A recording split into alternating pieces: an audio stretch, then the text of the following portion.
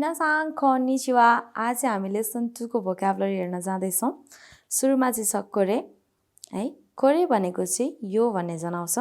सोरेले त्यो, आरेले ऊ त्यो है, ऊ त्यो भन्ने जनाउँछ। कोरेले आफू छेउमा भएको हुन्छ, सोरेले अलि पर भएको, आरेले अलि पर भएको कुराहरू है। कोरे सोरे आरेमा चाहिँ पार्टिकल लाग्छ है, नबिर्सिनु पर्ने कुरा। कोरे सोरे आरेमा पार्टिकल लाग्छ अनि के वस्तुको नामहरू लाग्छ, के छ त वस्तुहरू त्यो जनाउनु पर्ने हुन्छ है। अब अर्को छ कोनो। कोनो भनेको पनि यो, सोनो त्यो, आनो भनेको ऊ त्यो। यसले पनि एउटै कुरा जनाएको छ। कोनो सोनो आनो यो त्यो ऊ त्यो। कोरे सोरे आरेले पनि यो त्यो ऊ त्यो, कोनो सोनो आनोले पनि यो त्यो ऊ त्यो। कोरे सोरे आरेमा पार्टिकल लागेको छ, जस्तै कोरे वा सोरे वा आरे वा भने कोनो सोनो आनोमा नाउन लाग्छ। कुरा बुझेको छ। जस्तै इक्जाम्पल लागि यहाँ होन छ हामीसँग। होन भनेको के हो त, हामीसँग पुस्तक यानि कि बुक है। होन छ भने चाहिँ अब हामीले के गर्न सक्छौँ, यो चाहिँ किताब हो भन्न सक्छौँ कि कुनमा, माथिकोमा है। माथिकोमा कोरे वा यो चाहिँ होन देश भन्न सक्छौँ, किताब हो भन्न सक्छौँ। भने यो तलकोमा चाहिँ एकैचोटि के आएको छ, नाउन आएको छ भनेपछि कोनो होन भन्न सक्छौँ। सोनो होन है, आनो होन, यो किताब त्यो किताब ऊ त्यो किताब भन्न सक्छौँ। कोरे सोरे आरे पार्टिकल, कोनो सोनो आउन नबिर्सिने है। कोनो सोनो आनो चाहिँ नाउन छ है। अर्को छ होन भनेको पुस्तक भइहाल्यो, जिस्यो भनेको शब्दकोश, जासी भनेको पत्रिका, सिन्बुन भनेको समाचार पत्र है। नोतो भनेको नोटबुक, तेच्यो भनेको पकेट नोटबुक है। हामीले केही कुरा हाम्रो पर्सनल केही कुरा लेख्छौँ अनि त्यसपछि त्यसलाई बोकेर हिँड्छौँ, त्यो चाहिँ हाम्रो तेच्यो हुन्छ है। मेसी भनेको व्यापार कार्ड, बिजनेस कार्ड। कादो भनेको कार्ड भइहाल्यो है, तपाईँको एटिएम कार्डहरू, क्रेडिट कार्डहरूलाई कादो भयो है। तेरेहोन कादो भनेको टेलिफोन कार्ड भयो है। गिङ्को इन भनेको ब्याङ्क कर्मचारी, यो त हामीले लेसन 1 मा पनि पढेका छौँ। एमपिचु भनेको पेन्सिल, बोरुपेन भनेको बल पेन है, डट पेनलाई बोरुपेन। स्यापु पेन्सिरु भनेको मेकानिकल पेन्सिल है। खागी भनेको चाबी भन्ने हुन्छ, साँचोलाई खागी भन्छ है त। तोकेई भनेको घडी, खासा भनेको छाता, खाबान भनेको झोला, tape tape, tape recorder tape recorder, थेरेबी टेलिभिजन, राजियो radio, camera camera, computer computer, जिदौसा कारगाडी, सुकुए डेस्क, इस कुर्सी, चोकोरेटो चकलेट, कोही कफी, एगो अङ्ग्रेजी भाषा, निहोन्गो जापानिज भाषा, गो भाषा। अब यो गो को अगाडि चाहिँ हामीले जुनै पनि देशको नाम लेखेर गो भन्यौँ भने चाहिँ त्यही देशको भाषा भन्ने हुन्छ। जस्तै नेपालको भाषा भन्नु पर्यो भने अगाडि नेपारू पछाडि गो भयो भने नेपाली भाषा भन्ने हुन्छ।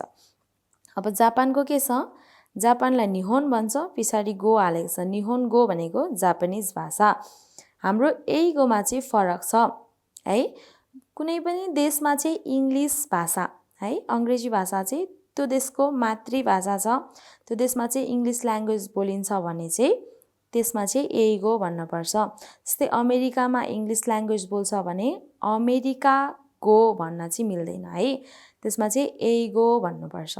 कुनै पनि ठाउँमा इङ्ग्लिस ल्याङ्ग्वेज चाहिँ मातृभाषा छ भने त्यो ठाउँको भाषालाई चाहिँ एगो भनिन्छ। अरू ठाउँमा आफ्नै भाषा छ भने जुन भाषा छ त्यही हालेर पछाडि गो हाल्यो भने त्यही भाषा भन्ने हुन्छ है। नान भनेको के, सो भनेको त्यसै हो, हो भन्ने खालको जनाउँछ। चिगाइमास गलत छ, केही कुरा गलत भयो, चिगाइमास मिलेन, गलत छ।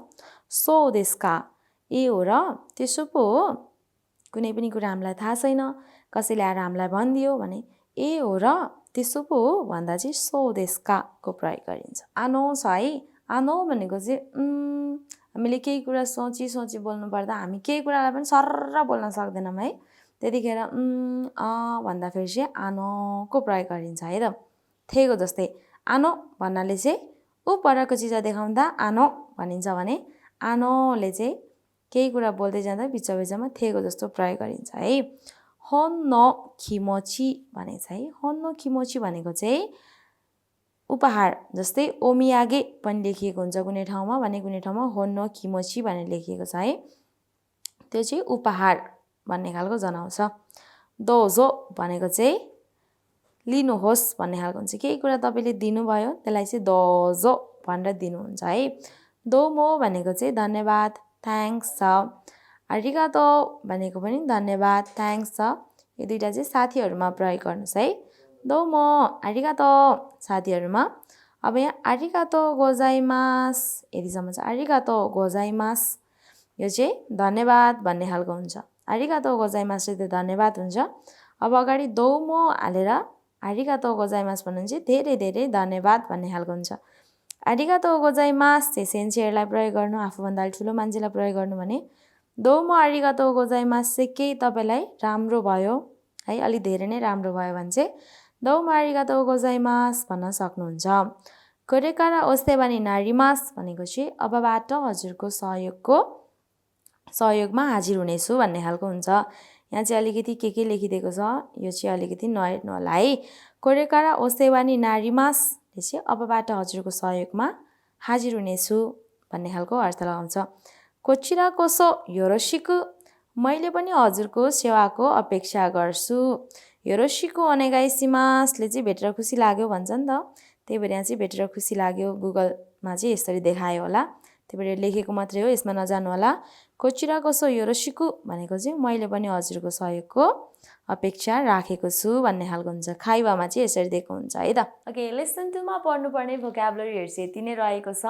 बुकमा तपाईँको बुकमा अहिले नयाँ प्रिन्ट भएर आएको हुन्छ। अरू पनि लेसन 2 मा भोक्याबुलरी छन् अनि त्यो कुरा बुझिएको छैन भने कमेन्ट गर्न सक्नुहुन्छ है त। ल, मातास्ता।